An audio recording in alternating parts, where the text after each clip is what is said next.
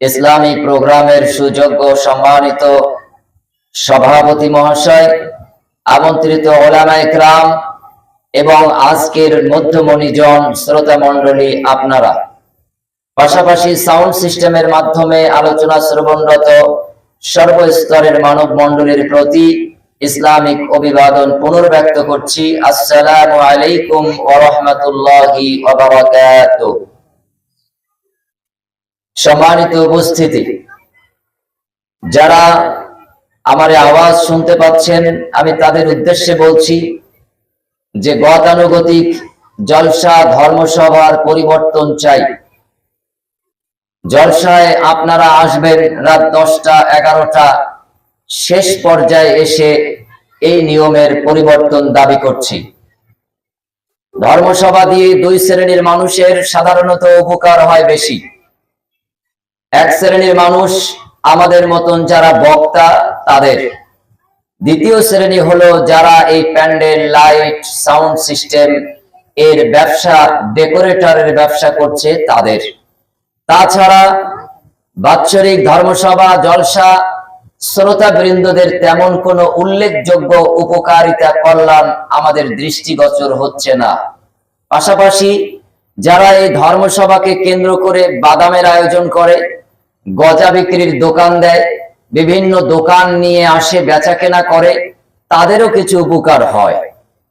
তো যে কয় শ্রেণীর উপকার হয় তার মধ্যে আমরা শ্রোতা যারা তারা কেউ নেই।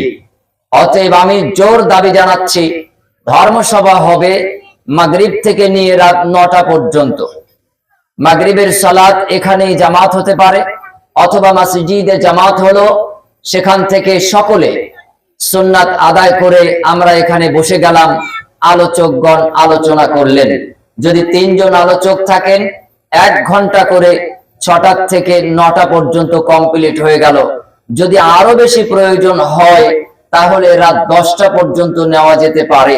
প্রয়োজনের তাগিদে সারা রাতও ধর্মসভা হতে পারে, তবে সেটা যদি হয় জনগণের কল্যাণের জন্য, জন উপস্থিতির ভিত্তিতে। ফাঁকা ময়দানে বক্তারা 5 জনের মধ্যে 3 জন আলোচনা করে গেলেন, 5 জনের মধ্যে 4 জন আলোচনা করে গেলেন, আর 1 জনের ফেজ দেখার জন্য, 1 জনের কণ্ঠ শুনবার জন্য আপনারা শেষে আসলেন। এই নীতির পরিবর্তন দাবি করছি। সম্মানিত এলাকাবাসী, আমি উদাত্ত আহ্বান জানাচ্ছি, যাদের কর্ণকুহুরে আওয়াজ পৌঁছাচ্ছে, যারা দোকান ঘাট বিভিন্ন জায়গায় ঘোরাফেরা করছেন, আমি আপনাকে প্রশ্ন করছি, আপনি বাড়ির থেকে বার হয়েছেন, আজকে এই মজলিসে এসে কোরআন শুনবেন, হাদিস শুনবেন, কিন্তু আপনি কেন এই ময়দান পর্যন্ত পৌঁছাতে পারলেন না? আপনাকে কে দড়ি দিয়ে বেঁধে রাখলো? কে আপনাকে দোকানের সামনে আটকে দিল? আপনি একটু তাকে চিনবার চেষ্টা করেন। সে অন্য কেউ নয়, সে হচ্ছে সকল মানুষের সব থেকে বড় শত্রু, দুশমন, আজাজিল, ইবলিস, শয়তান, যে আপনার সাথে আপনার বন্ধু সেজে গল্পে ব্যস্ত আছে, যে আপনার সামনে খাবারের দোকান নিয়ে বসে আছে। এগুলি একজনও আমাদের বন্ধু নয়, একজনও আমাদের মিত্র নয়। এরা কোরআন দ্বারা ঘোষিত মানব জাতির চিরশত্রু। আজকে ধর্মসভার দিন, আপনি কেন দোকান খুলে বসবেন? আজকে ধর্মসভার দিন, আজকে আপনি কেন রাস্তাঘাটে ঘোরাফেরা করবেন? ইসলাম আপনার বিপক্ষে অবস্থান নিয়েছে, কোরআন আপনার বিপক্ষে কথা বলেছে। আল্লাহ সুবহানাহু ওয়া তাআলা সূরা আল-আরাফের 204 নম্বর আয়াতে ইরশাদ করেছেন, ওয়াইদা কুরিআল কুরআন ফাসতামিউ লাহু ওয়া আনসিতু লাআল্লাকুম তুরহামুন। যখন তোমাদের সামনে কোরআন পড়া হয়, কোরআনের বিশ্লেষণ করা হয়, ফাসতামিউ, মনোযোগ দিয়ে শুনতে থাকো, ওয়া আনসিতু, নড়াচড়া করো না, দোকানদারি করো না, ক্রয় বিক্রয় করো না, হই হট্টগোল করো না, গালগপ্প করো না, অন্যদিকে মনোনিবেশ করো না। যদি তোমরা ফাসতামিউ, মনোযোগ দিয়ে শ্রবণ করতে পারো, লাআল্লাকুম তুরহামুন, তবেই তোমাদের উপর রহমত করা হবে, তোমাদের উপর করুণা বর্ষণ করা হবে। আপনি যদি এই আয়াতকে না মানেন, তাহলে আপনি এর বিরোধিতা করলেন। এর বিরোধিতা কারা করেছে? পবিত্র কোরআনে তা স্পষ্ট ভাবে আল্লাহ সুবহানাহু ওয়া তাআলা ইরশাদ করেছেন। সূরাতুল হামিম সাজদা আয়াত নাম্বার 26 আল্লাহ সুবহানাহু ওয়া তাআলা বলেন, ওয়া ক্বালাল্লাযীনা কাফারু লা তাসমাউ লিহাযাল কুরআন ওয়ালগাউ ফীহি লাআল্লাকুম তাগলিবুন। যখন আল্লাহ কোরআনে আয়াত নাজিল করলেন, ফাসতামিউ লাহু ওয়া আনসিতু, কোরআন তোমরা শ্রবণ করো, কোরআন তোমরা বোঝার চেষ্টা করো, কোরআন বুঝে তোমরা তোমাদের ব্যক্তি, পরিবার এবং সামাজিক জীবনে মান্যতা প্রদান করো। তখনই আবু জেহেল বাহিনী, কুখ্যাত সন্ত্রাসী কাফের বেঈমানেরা, তারা 4টি কর্মসূচি গ্রহণ করলো। 1 নম্বরে তারা পরিকল্পনা নিল, যেখানে কোরআন প্রচারের আসর হবে, তার পাশাপাশি মেলা বসাতে হবে, দোকান বসিয়ে দিয়ে ক্রয় বিক্রয় শুরু করতে হবে। পথহারা মানুষগুলিকে এই দোকানে ভিড় ভাট্টা করে আটকে রাখতে হবে। যদি তাতেও মানুষ কোরআন থেকে বিমুখ না হয়, তাহলে সেখানে কিছু সুন্দরী নারীদেরকে ছেড়ে দেওয়া হবে, সাজগোজ করে তাদেরকে অবাধ বিচরণের সুযোগ করে দেওয়া হবে। এই নারীদের লোভে, শয়তানের আকৃতিতে ওইসব মানুষ তাদের পিছনে ঘুরতে থাকবে। যদি তাতেও না হয়, তাহলে তাদের জন্য এমন কিছু আয়োজন করা হবে যেগুলি দেখে যুবক যুবতীরা সেই জায়গায় ঘোরাফেরা করতে পারে। বিভিন্ন জাম্পিং, বিভিন্ন খেলাধুলো, বিভিন্ন অন্য সংস্কৃতির নামে অপসংস্কৃতির আয়োজন করা হবে। এটা 1444 বছর আগে কোরআন বলছে আবু জাহেল বাহিনী এই পরিকল্পনা গ্রহণ করেছিল। 4 নম্বরে তারা কর্মসূচি নিয়েছিল, যদি এই 3টি পদ্ধতিতে কোরআন থেকে মানুষকে দূরে রাখা না যায়, তারপর 4 নাম্বার তাদের উপরে জুলুম, অত্যাচার, নিপীড়ন অর্থাৎ মারধর করে হলেও কোরআন থেকে মানুষকে দূরে রাখতে হবে। আল্লাহ সুবহানাহু ওয়া তাআলা তাদের এই কর্মসূচিকে কোরআনে কোট করে দিলেন। কিয়ামত পর্যন্ত আগত মুসলিম মুমিন এবং মুমিনাত তারা আল্লাহর আদেশ মানবে। ফাসতামিউ লাহু ওয়া আনসিতু লাআল্লাকুম তুরহামুন। আল্লাহ বললেন, তোমরা আমার বাণী শোনো, মনোনিবেশ করে, মনোযোগ সহকারে, হই হট্টগোল, ঘোরাফেরা, গাল গপ্প, ক্রয় বিক্রয় ব্যতিব্যস্ত হইও না। আর কাফেরেরা বলল, লা তাসমাউ, তোমরা কোরআন শুনবে না। এখন আপনি সিদ্ধান্ত নেন, আপনি আল্লাহর আদেশ মানবেন নাকি আপনি আবু জেহেলের আদেশ মানবেন। সিদ্ধান্ত আপনার। পবিত্র কোরআন দলিল আপনার সামনে উপস্থাপন করলাম। সম্মানিত এলাকাবাসী, খুব লম্বা আলোচনার সুযোগ আজকে আমাদের কাছে নেই, তবে আমার পরেও আরো একাধিক আলোচক আছেন, তারা ইনশাআল্লাহ মনোমুগ্ধকর চমকপ্রদ আলোচনা উপহার দেবেন। আমি এই 1 ঘন্টা 10-15 মিনিটের জন্য গুরুত্বপূর্ণ কয়েকটি কথা আপনাদের সামনে শেয়ার করবার চেষ্টা করছি। আজকে আপনাদের কাছে আমি বোঝাতে চাই যে ধর্মসভা, জলসা, জুলুস এগুলি তো সারা বছর হয়। যার বয়স 60-70, সে তার জীবনে বছরে কমপক্ষে 10টা জলসা শুনে ফেলেছেন, 50টি জলসা জীবনে শুনে ফেলেছেন। হয়তোবা 60 বছরে আপনি 100-150 ধর্মসভা শুনে ফেলেছেন, কিন্তু এই ধর্মসভা থেকে আপনি কতটুকু উপকৃত হলেন? রিটার্ন ফিডব্যাক, আমার আপনার জীবনে কি আসলো? কোরআন হাদিস যা শুনলাম, রিকভারি আমরা কি করলাম? এই জিজ্ঞাসা আপনার কাছে করছি। অতএব আজকে বিভিন্ন ঘটনা প্রবাহ দিয়ে নয়, আজকে একটু পরামর্শ, মাশওয়ারামূলক প্রস্তাবনা আলোচনা করতে চাই। আমি না হয় আজকে ঘরের মানুষ হিসেবে জলসা না করে কিছু আলোচনা করে যেতে চাই। আমি পবিত্র কোরআন থেকে সূরা আল বাকারার 183 নম্বর আয়াত থেকে 85 নম্বর আয়াত পর্যন্ত তেলাওয়াত করেছি। আমাদের একেবারে সন্নিকটে মাহে রমজান, মাহে শাবানের শেষ লগ্নে আমরা পৌঁছে গিয়েছি প্রায়। আল্লাহ চাহে তো আগামী শনিবার দিনগত রাত পার করে ভোর রাতে সাহারির জন্য আমাদেরকে উঠতে হবে। আল্লাহ চাইলে একদিন কম বেশিও হতে পারে, চাঁদ দেখার উপরে সেটা নির্ভরশীল। আল্লাহ সুবহানাহু ওয়া তাআলা তিনি আমাদেরকে যেন মাহে রমজানের যে ফজিলত, যে মর্যাদা, যে মর্তবা, যে সাধনা করলে আল্লাহ সন্তুষ্ট হবেন, সেই সাধনা যেন আমরা করতে পারি। আল্লাহ যেন আমাদেরকে তৌফিক ইনায়েত করেন। আমরা সবাই বলি আমিন সুম্মা আমিন। মাহে রমজান, রমাজ এই শব্দ থেকে রমজান শব্দের উৎপত্তি হয়েছে।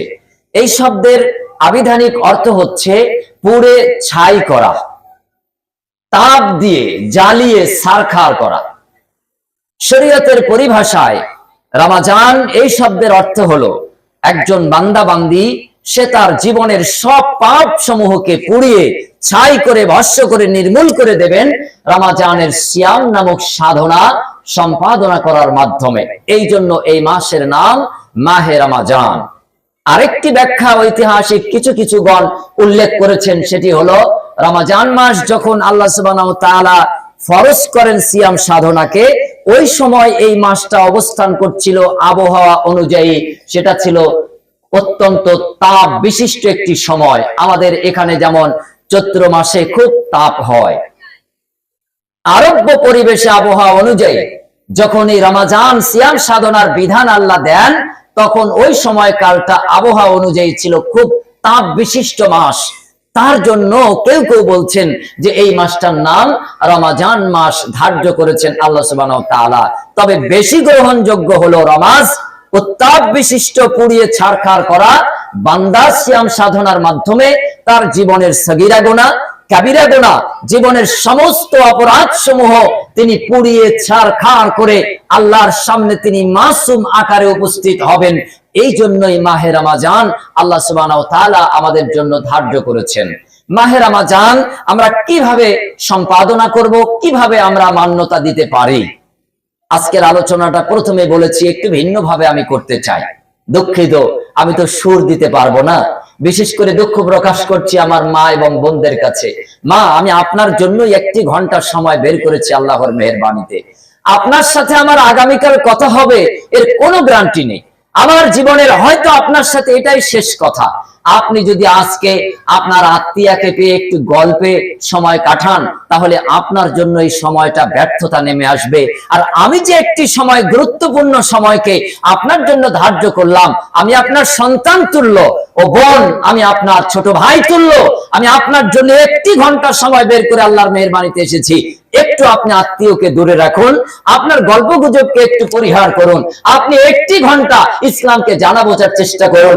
আল্লাহকে সাক্ষী রেখে কথা দিচ্ছি, ইনশাআল্লাহ যত সময় কথা বলবো পবিত্র কোরআন থেকে এবং সহিহ সুন্নাহর আলোকে কথা বলবো। প্রত্যেকটি কথা মানব জীবনের অতীব জরুরি, অত্যন্ত ব্যক্তি জীবনের গ্রহণীয়, পারিবারিক জীবনের কল্যাণকর, সামাজিক জীবনের কল্যাণকর বিষয়সমূহ উপস্থাপন করব, যা দিয়ে পার্থিব জীবনে সফলতা পাওয়া সম্ভব, পরকালীন জীবনে জাহান্নাম থেকে বেঁচে জান্নাত হাসিল করা সম্ভব। আলোচ্য বিষয় মাহে রমাজানের প্রস্তুতি। রমাজানের প্রস্তুতি এই শব্দটা আসলেই আমাদের মনে হয় 5 কেজি পেঁয়াজ বেশি কিনতে হবে, ছোলাগুলি 10 কেজি কিনে আনতে হবে, বেসন এগুলিও 5 কেজির প্যাকেটটা বাড়িতে আনলে ভালো হয়, আরো অনেক আয়োজন। রমাজানের প্রস্তুতি অনেকের বাড়িতে লিস্ট তৈরি হয়ে গেছে, ফর্দ তৈরি হয়ে গেছে যে ইফতারির জন্য আইটেম কি হবে। 10 রকম, 15 রকম, 20 রকম ইফতারিতে আইটেম। সাহারিতে কি কি খেতে হবে, আহার করতে হবে, একটু স্বাদ বাড়াতে হবে, এই সব আয়োজন ব্যতিব্যস্ত। শনিবার দিনটা পার করে রবিবারের যে প্রথম রাত, সেই ভোর রাতে সাহারির জন্য উঠতে হবে, অনেক লিস্ট, অনেক আয়োজন। অথচ এগুলি একটাও রমাজানের প্রস্তুতির মধ্যে পড়ে না। এগুলি সব বৈষয়িক জীবনে। আয়েশা সিদ্দিকা রাদিয়াল্লাহু আনহা তিনি বলেন যে আল্লাহর নবী সাল্লাল্লাহু আলাইহি ওয়াসাল্লামকে দেখতাম যখন তিনি মাহে শাবান মাসের শেষ দিকে আসতেন, তখন তিনি তার কোমরের পোশাককে শক্ত করে আঁটোসাঁটো করে বেঁধে নিতেন। এর মানে কি? পরনের পাজামা, পরনের লুঙ্গি, এটা খুব টাইট করে আঁটোসাঁটো করে পরার মধ্যে সিয়ামের রমাজানের প্রস্তুতির কি সম্পর্ক? এটি হলো একটি আরবি প্রবাদ বাক্য, যে প্রবাদ বাক্য দিয়ে মানুষ প্রস্তুতিকে বোঝায়। আরবিয়ানরা কোনো কাজ গুরুত্বপূর্ণ সামনে যদি পেতেন, তাহলে তার আগে তারা এই কথাটা ব্যক্ত করতেন যে তুমি এই গুরুত্বপূর্ণ কাজটাকে যেন ছেড়ে না দাও, অতএব তুমি খুব আঁটোসাঁটো হয়ে তোমার পোশাককে মজবুত করে বেঁধে নাও। এই কথার মাধ্যমে তারা পরবর্তী গুরুত্বপূর্ণ কাজটাকে মূল্যায়ন করতেন। আমরা পুকুর পাড়ে যদি মাছ ধরতে যাই, তো যিনি পানিতে নেমে মাছ ধরবেন তিনি হয়তোবা জামার হাতাটা গোটান, কিন্তু যারা আমরা মাছ দেখি পাড়ে বসে, তারাও তো অনেক সময় জামার হাতাটা গোটাই। কি ব্যাপার, আমরা তো মাছ ধরবো না, জালও ফেলবো না, কেন গোটাই? এটা একটা লোভনীয় আকর্ষণীয় জিনিস, সবাই হাত গুটিয়েছে, প্যান্ট গুটিয়েছে, তো আমরাও একটু শরিক হই। এটা যে গুরুত্বপূর্ণ ব্যাপার তা বোঝানোর জন্য মাহে রমজানের সিয়াম সাধনা বছরের সর্বশ্রেষ্ঠ সিয়াম সাধনার একটি গুরুত্বপূর্ণ মৌলিক ইবাদত। অতএব আল্লাহর নবী সাল্লাল্লাহু আলাইহি ওয়াসাল্লাম তিনি মাহে রমজান আসার আগে এই শাবান মাসে তিনি প্রস্তুতি গ্রহণ করতেন। আরবি প্রবাদ বাক্য অনুযায়ী বলা হয়েছে তিনি তার কোমরের পোশাককে আঁটো-সাঁটো করে বেঁধে নিতেন। আমি আপনি কতটুকু প্রস্তুতি নিয়েছি দেখেন। আল্লাহ নবী সাল্লাল্লাহু আলাইহি ওয়াসাল্লাম কিভাবে শাবানের প্রস্তুতি নিতেন। শাবানের 1 তারিখ থেকে নবীজি সাল্লাল্লাহু আলাইহি ওয়াসাল্লাম টানা 15 তারিখ পর্যন্ত তিনি রমজান সিয়াম প্র্যাকটিস করতেন। ফাইনাল খেলার আগে সেমিফাইনালের পূর্ণ প্রস্তুতি, খেলতে নামার আগে প্র্যাকটিস করা, পরিপূর্ণ হাতে কলমে করা।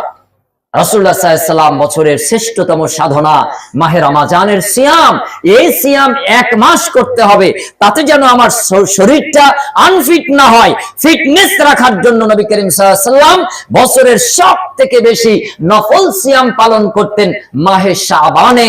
1 থেকে টানা 15 তারিখ পর্যন্ত নবীজি সাল্লাল্লাহু আলাইহি ওয়াসাল্লাম শাবানের নফল সিয়াম রাখতেন। আল্লাহর নবীর স্ত্রী আমাদের মা আয়েশা রাদিয়াল্লাহু আনহা তিনি বলেন, আমি ভাবতাম যে আল্লাহ নবী নফল রোজা ভাঙা যায় এই কথাটা তিনি ভুলেই গেছেন। আমি মনে করিয়ে দিতাম, ইয়া রাসূলুল্লাহ এটা তো নফল সিয়াম চলছে, আপনি কি এটা ভুলে গেলেন? এই সিয়াম ছাড়া যায় আবার করা যায়। আল্লাহ নবী সাল্লাল্লাহু আলাইহি ওয়াসাল্লাম বলতেন, না আয়েশা আমি ভুলিনি। আরে আমার সামনে এত গুরুত্বপূর্ণ একটা মাস, যে মাসের সিয়াম রাখার মাধ্যমে আল্লাহকে খুশি করা সম্ভব, অতএব ওই মাসে যেন আমি কোনোভাবে ত্রুটিতে পড়ে না যাই, কোনোভাবে সিয়ামের মধ্যে আমার দুর্বলতা না আসে, তার জন্য আমি প্রস্তুতিমূলক নফল সিয়াম পালন করছি এই শাবানে। আয়েশা সিদ্দিকা রাদিয়াল্লাহু আনহা তিনি আরো বলেন যে আমি কোন বছর আল্লাহ নবীকে দেখতাম যে তিনি টানা 15 তারিখ, 16 তারিখ, 17 তারিখ, এমনকি 20 তারিখ, 22 তারিখ, 25 তারিখ, 27 তারিখ শাবানের পর্যন্ত তিনি নফল সিয়ামকে টেনে নিয়ে যেতেন। এরপর বলতাম, ইয়া রাসূলুল্লাহ সামনে তো রমজান, চাঁদ উদয় হয়ে যাবে, আপনি কি নফল সিয়াম ছাড়বেন না? আল্লাহ নবী সাল্লাল্লাহু আলাইহি ওয়াসাল্লাম তখন বলতেন, আয়েশা আর সাহারির ব্যবস্থা করতে হবে না, এবার আমি 2-4 দিন মাহে রমজানের প্রস্তুতির জন্য শরীরকে একটু বিশ্রাম দিতে চাই। আল্লাহ নবী সাল্লাল্লাহু আলাইহি ওয়াসাল্লাম তিনি সিয়াম ফরজ এটা রাখবেন, এর জন্য তিনি তার আগের মাসে সব থেকে বেশি নফল সিয়াম রাখতেন। বছরে অনেকগুলি নফল সিয়াম আছে, এক কথায় কোন কোন নফল সিয়াম গুলি করা খুব জরুরি একটু কম বেশি করে আমি বলে দেবার চেষ্টা করছি। 1 সোমবার, 3 দিন পর সোমবার, এটা নফল সিয়ামের দিন। আল্লাহ নবী সাল্লাল্লাহু আলাইহি ওয়াসাল্লাম এই দিন নফল সিয়াম রাখতেন। আল্লাহ নবীকে জিজ্ঞেস করা হলো, ইয়া রাসূলুল্লাহ আপনি এই সোমবার রোজা রাখেন কেন? আল্লাহ নবী সাল্লাল্লাহু আলাইহি ওয়াসাল্লাম বললেন, বান্দার আমলনামা 3 দিন অন্তর অন্তর ফেরেশতারা আল্লাহর পক্ষে আল্লাহর কাছে উপস্থাপন করে। আমি নবী চাই আমার আমলটা আল্লাহর কাছে এমন অবস্থায় যাক যখন আমি দুনিয়ার বুকে আল্লাহর প্রিয় ইবাদত সিয়ামরত অবস্থায় আছি। বলি সুবহানাল্লাহ। আল্লাহ নবী সাল্লাল্লাহু আলাইহি ওয়াসাল্লাম আর সপ্তাহে আরেকটা সাপ্তাহিক নফল সিয়াম রাখতেন, সেটা হলো বৃহস্পতিবার। আল্লাহ নবীকে জিজ্ঞেস করা হলো, ইয়া রাসূলুল্লাহ আপনি সপ্তাহে বৃহস্পতিবার কেন নফল সিয়াম রাখেন? আল্লাহ নবী সাল্লাল্লাহু আলাইহি ওয়াসাল্লাম বললেন, বান্দার 1 সপ্তাহের আমল, 7 দিনের আমল ফেরেশতারা আল্লাহর কাছে উপস্থাপন করে বৃহস্পতিবার। আমি নবী চাই আমার আমলটা আল্লাহর কাছে এই অবস্থায় পৌঁছাক যখন আমি জমিনের উপরে সিয়ামরত অবস্থায় আছি, কারণ আল্লাহর যত প্রিয় ইবাদত আছে তার মধ্যে সিয়াম সর্বাধিক প্রিয়। আমার আমলটা যদি সিয়ামরত অবস্থায় আল্লাহর কাছে যায় তখন নিশ্চয়ই আল্লাহ সুবহানাহু ওয়া তাআলা আমার উপর করুণা দয়া বেশি করবেন। আল্লাহ নবী সাল্লাল্লাহু আলাইহি ওয়াসাল্লাম প্রত্যেক মাসে 3টি সিয়াম রাখতেন।